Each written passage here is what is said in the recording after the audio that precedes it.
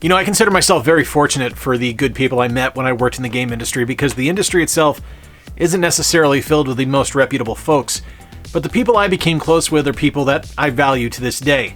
What's going on, everyone? I'm Jay, the channel is Square Pegs, and today we are talking about the generosity of one of those people that I used to work with at EA, and his name is Jon. About 6 months ago, Jon is the one who sent me the 3DO with all the 3DO games and everything else that was in that box that was just kind of indescribable how generous he was, and Jon has always been that guy, and today he has sent me something equally as awesome and something that I treasure. It's something I wanted when I was younger, I never actually had on my own, and he sent it to me. And that is a 32X.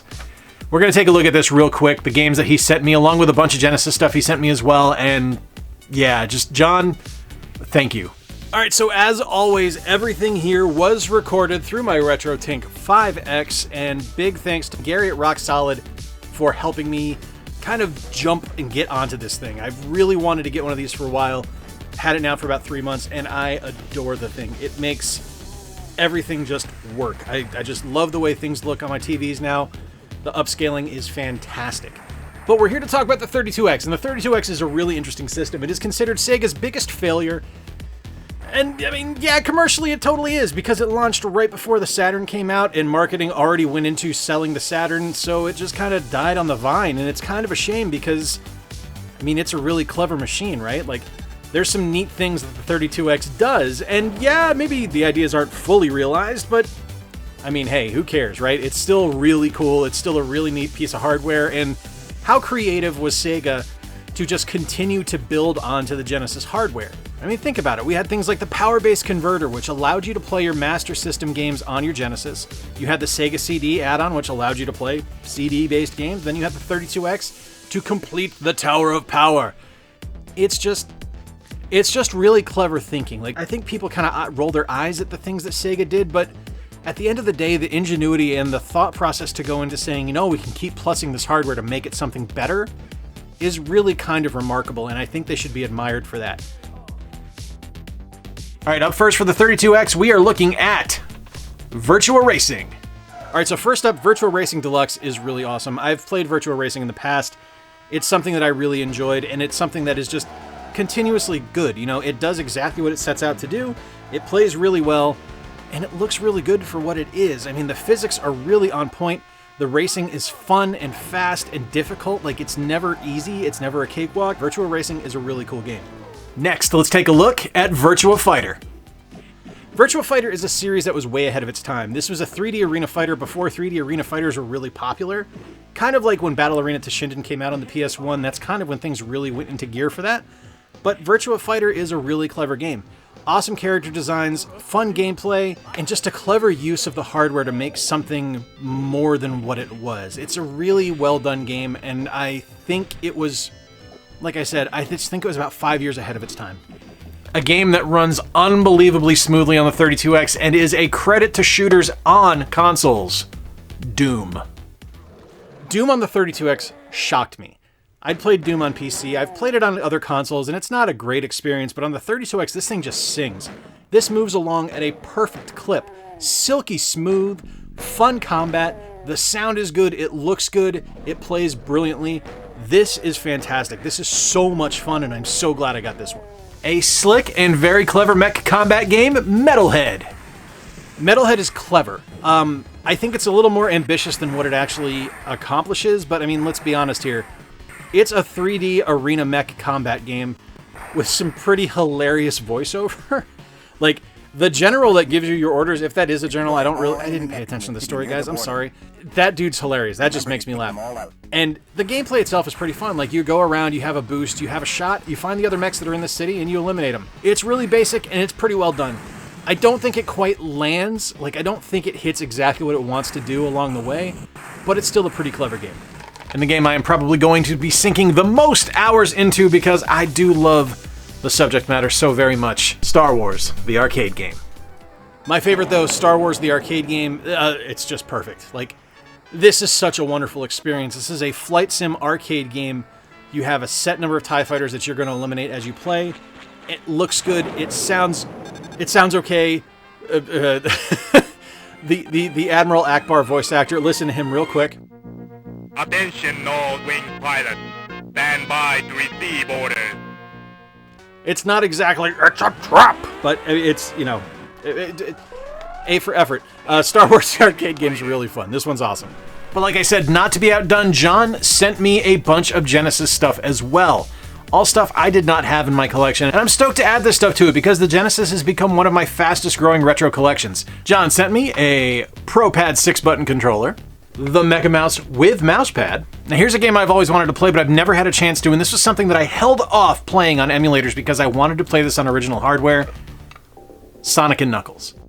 Alright, moving on to the Genesis, and yeah, I've waited a long time to play Sonic and Knuckles. I have never booted it up in an emulator. I've wanted to, but this was something that I just felt like I needed to have on the original hardware because it's just such a weird Frankenstein game. Like, it's got a convertible top, and you can plug other cartridges into it. That's bizarre, but it's awesome. I love Knuckles. Knuckles is my favorite Sonic character. I wanted to play this since I was a kid, and I never had a chance to get it, and I'm so excited to have it now. This game is gorgeous.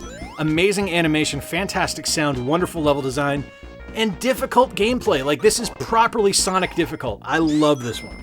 Along with the Justifier Pew Pew, but I'm not going to show it on camera because I don't want to be demonetized, Lethal Enforcers. Lethal Enforcers, I reviewed this when I did the Konami SNES rankings, and this plays so much better on the Sega Genesis than it does on the Super Nintendo. I really like this one. I did not enjoy the Super Nintendo version. This is really solid. It doesn't look great, but the gameplay is really fun. To go along with the Mega Mouse, he also sent Wacky Worlds Creative Studio. Wacky Worlds Creativity Studio, I've never heard of this one before. John put this to me as, it's a Mario Paint ripoff. Boy howdy was he spot on. It is 100% a Mario Paint ripoff. I need to dig in a little bit deeper. I didn't plug the mouse in when I was capturing the footage for this, but I want to kind of give it a shot and see how it is. It looks like it's got a really interesting premise at the very least, so I want to give it its fair shake. One of the finest fighting games on the Genesis, Ultimate Mortal Kombat 3, although I am terrible at it, as you are about to see. I suck at Mortal Kombat, and I suck at every version of Mortal Kombat, Ultimate Mortal Kombat 3 included, as you are about to see as I get worked over by Jade as Kung Lao.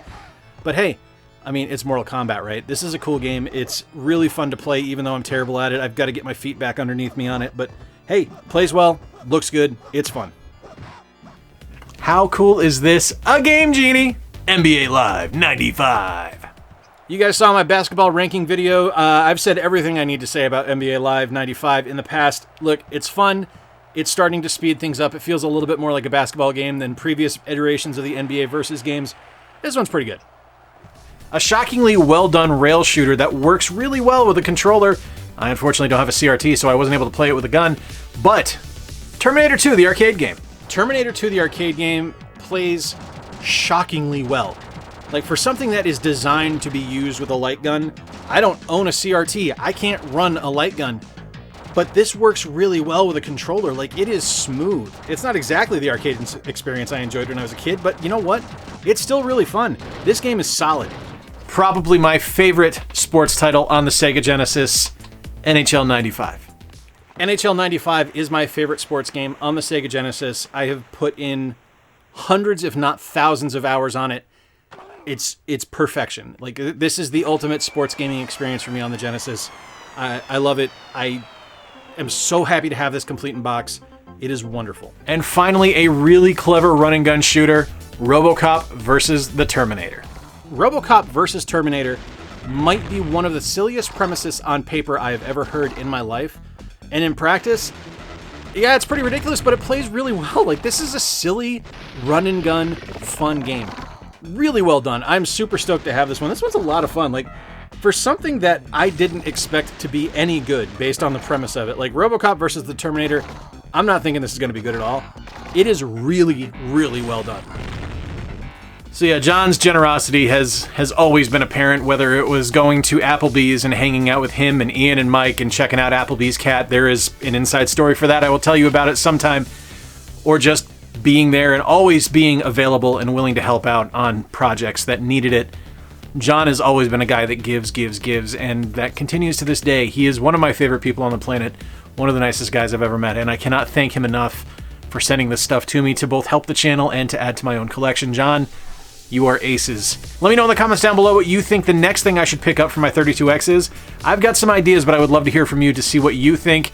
And also, do I need to pursue a Sega CD to add to my Genesis 2 and my 32X? I think it's time to construct the Tower of Power. You tell me. Please hit like, please subscribe down below if you enjoyed today's video, and hey, if you really dig the work I do around here, consider becoming a monthly Patreon sponsor like the folks you're seeing on screen right now, and be sure to check us out on Twitter, Instagram, and Facebook. You can find us just by searching for Square Pegs. Until next time, folks, I've been Jay. Appreciate you spending a little bit of time with me. Remember to play more games, stay square, and take care. I'll talk to you soon.